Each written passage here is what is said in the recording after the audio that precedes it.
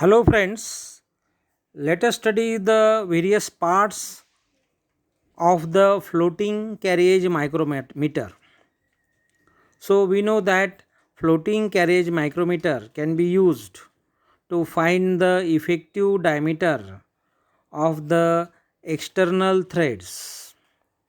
So, first of all, whatever you can see in the picture is the base. So, this is the base of the floating carriage micrometer. It is also called as the base carriage.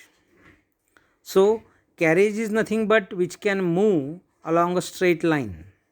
A part which can move along a straight line is called as a carriage.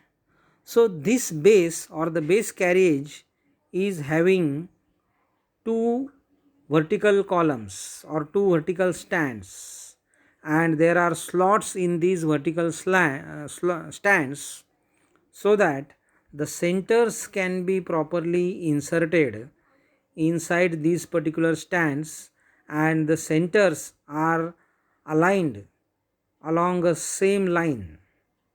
So the centers are having a common axis.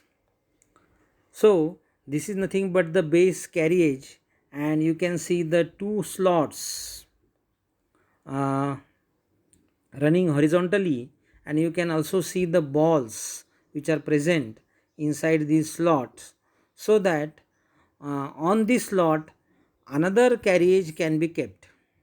So this is the base carriage and this is the slot, and the balls are kept there in the slots.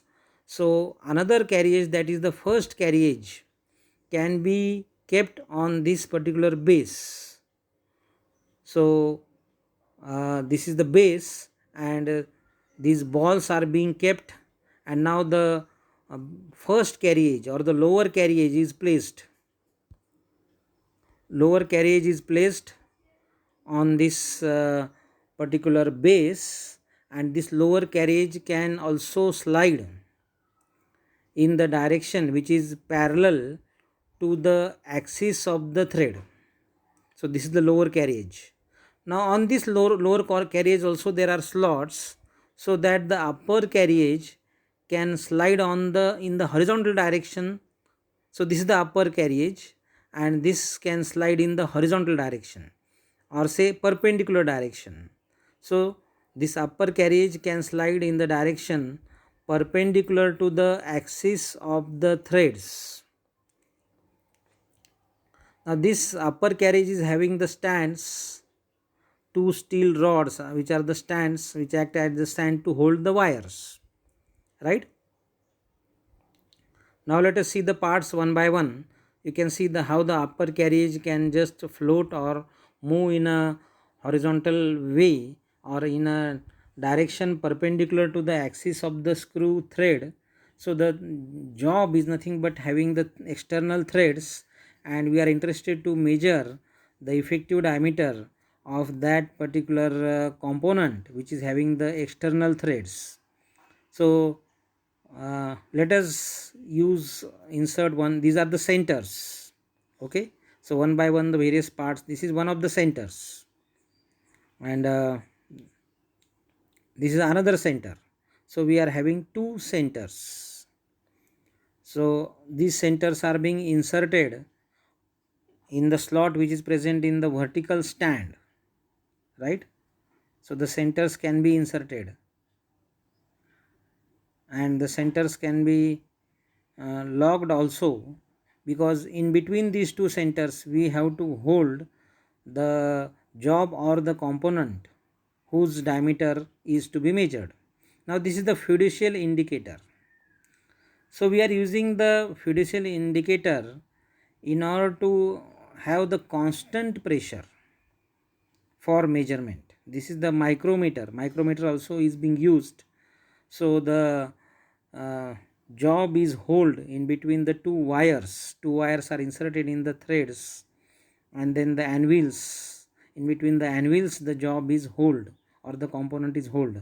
The centers are being inserted, and you can see the two centers, and in between these two centers the job will be can be hold.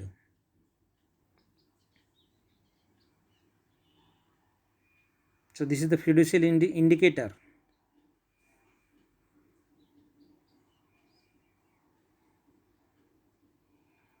This is the component having the external threads whose effective diameter is to be measured.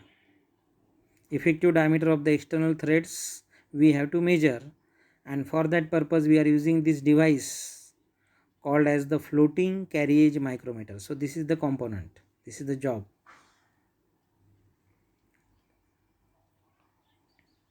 So this is the micrometer. So with the help of the micrometer we can make accurate measurements. We know the working principle of the micrometer. So the micrometer is inserted in the on the slot which is present on the upper carriage, and on the other side opposite to the micrometer the fiducial indicator is also fixed, right? So the job is held in between the two anvils. One anvil is of the micrometer, another anvil of the fiducial indicator, and between the two centers, right?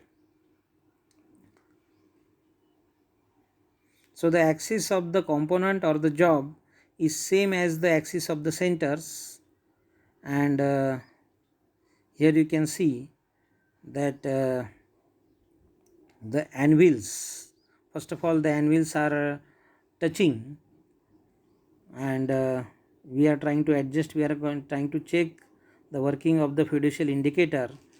The job is yet not inserted.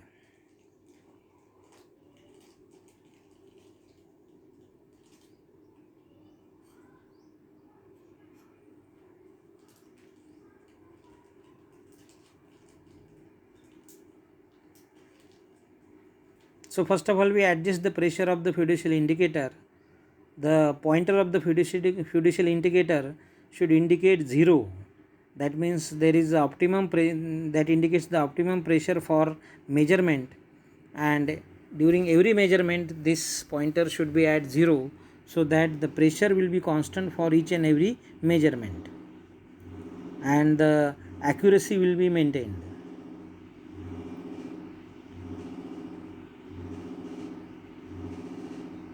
So these are the two, you can see the two anvils and the two centers.